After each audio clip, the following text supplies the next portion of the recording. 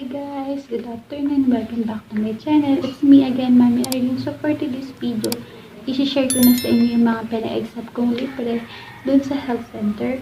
May 4 po kang pina-exam. So last time po is nagpa-check up po ako doon sa health center. Ay, pinakita ko na rin nga yung request ko. Meron po kaming libreng kandaw doon na pwede ipa-check up. Yun yung HIV, RPR, HBsAg, tsaka blood type. So, libre lang yun. Pwede kasi siyang malas dun sa babayaran kung 1,357. So, ito nga pinakita ko yun. Ang gagawin lang natin, ang kailangan natin dalhin, na request, tapos itong baby po. Pag gagalapin natin ito, doon is kukuhanan ba tayo ng dugo. And then, kinabukasan din po pala yung kanyang result. Bukas kung makikita yung result. Ganito po yung itsura ng result niya.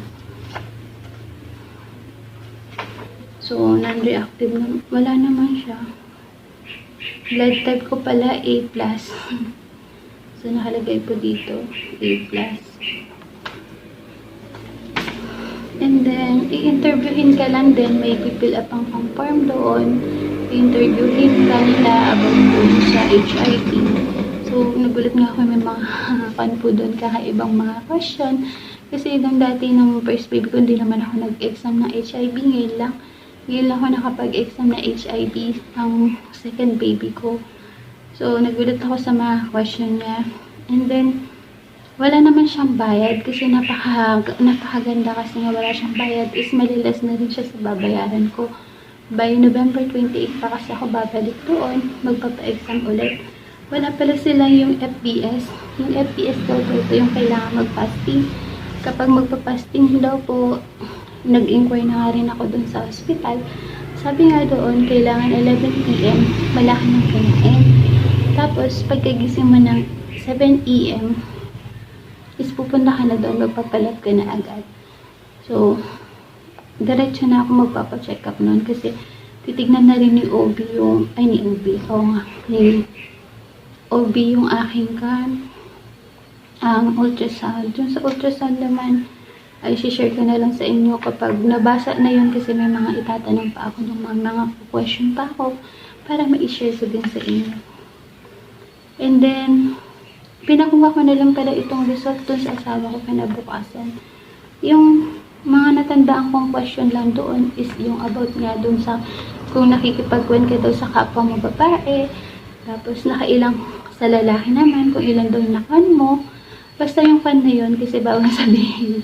Tapos kung nakapagsalin ka ba daw ng dugo, or nagpagamit ka pa daw sa iba, yung ganoon. So, sobrang nakakakuan siya. Tawag na, yung mga question na kasi is, ang talagang, tinanong din nila yung STI kung meron.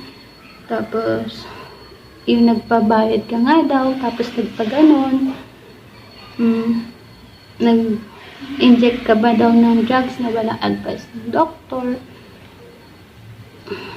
Pagkatapos naman nun, inattach na rin yung form dito sa baby po.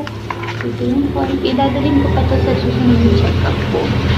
Doon sa health center. Kapag okay naman na siya, sila na lang din yung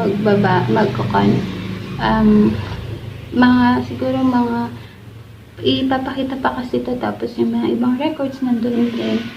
Kaya naman, ayun lang. Kung gusto nyo ano pa yung mga iba pang pinapa-exam doon? Bukod sa buntis, meron din ata sila.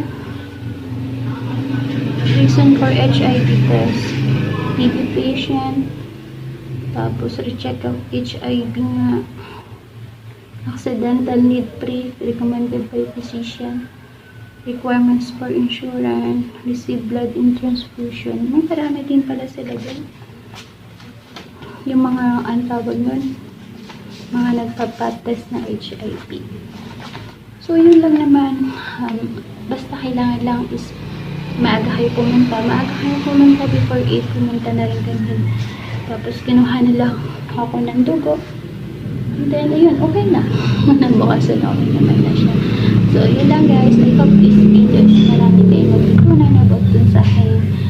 i-share ko po yung about sa HIV na free. Thank you guys. See you sa ating next video. Bye-bye!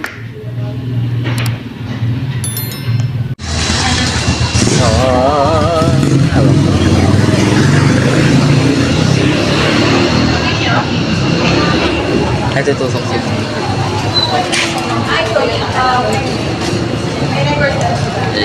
tutusok si mami.